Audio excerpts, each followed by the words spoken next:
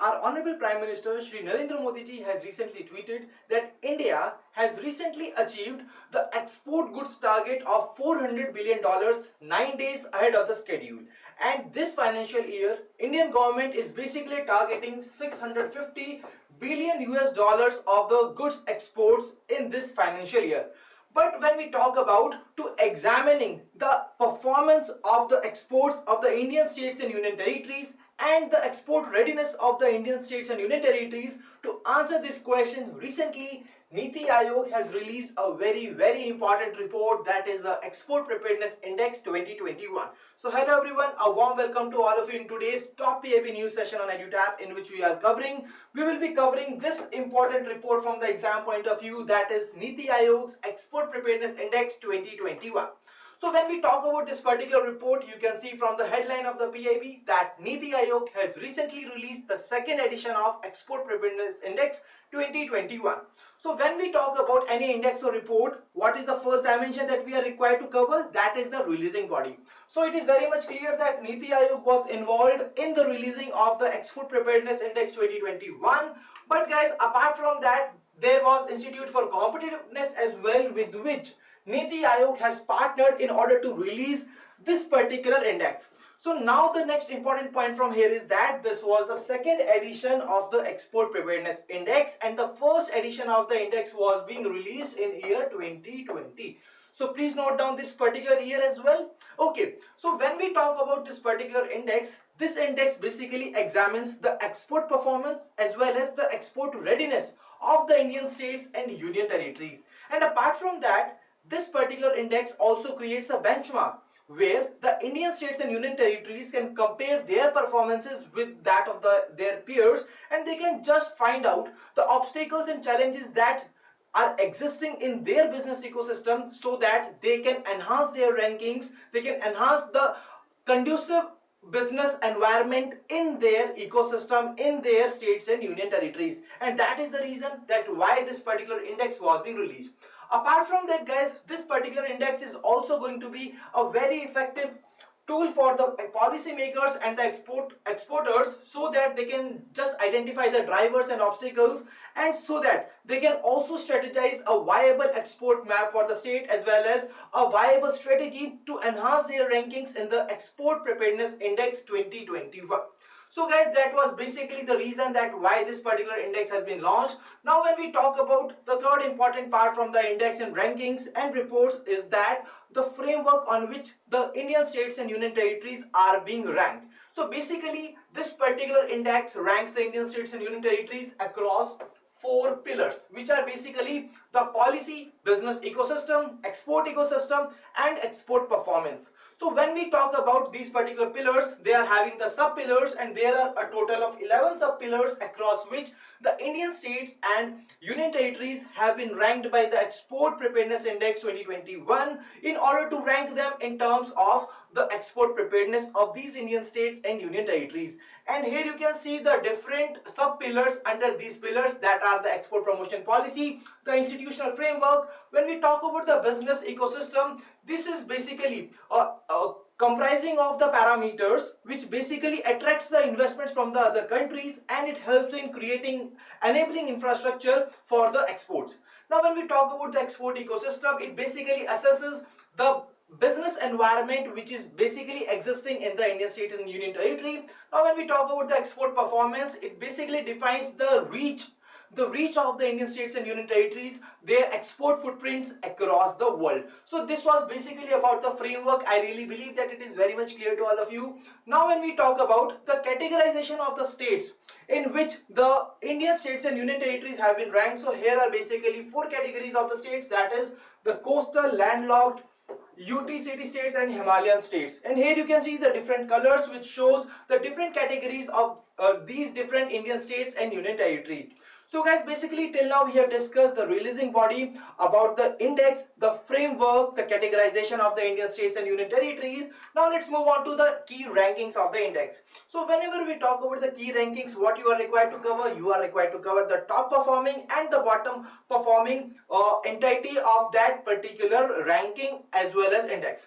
So guys, when we talk about the overall rankings of the Export Preparedness Index 2021. So basically Gujarat has topped the index with a score of 78.86, and it was basically in the state category of coastal states.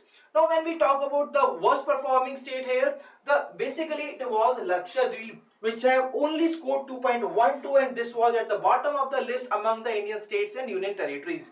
So this was all about the overall rankings. Now when we talk about the category wise ranking, so here once again you can see when we talk about the Himalayan states category, so Uttarakhand was the top performer, Arunachal Pradesh was the worst performer.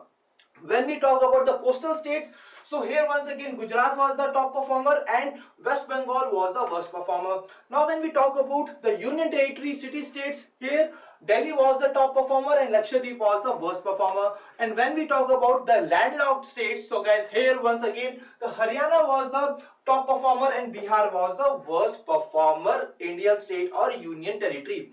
Now there comes another important point, that is the pillar wise rankings, because these Indian states and union territories have been ranked across 4 pillars. So what exactly is the state or union territory which has basically topped in that particular pillar? This can also be asked in the exam. So for that I have provided you with the top performer and worst performer in the pillar wise rankings as well. For example, in the pillar of the policy, Madhya Pradesh was the top performer while Lakshadweep was the worst performer. For the business ecosystem, we were having Delhi as the top performer, Lakshadweep as the worst performer. Similarly, for the export ecosystem and export performance have been mentioned here. You can just go through them on your own. So guys, that was all about the important rankings. See, here the most important part here that you are required to note down, that you are first of all required to remember the overall rankings of these Indian states and union territories in the Export Preparedness Index.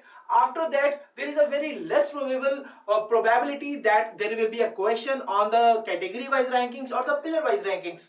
But to ensure that in order to cover this particular index in a most comprehensive manner, we have just provided you all the important details that are important from the exam point of view.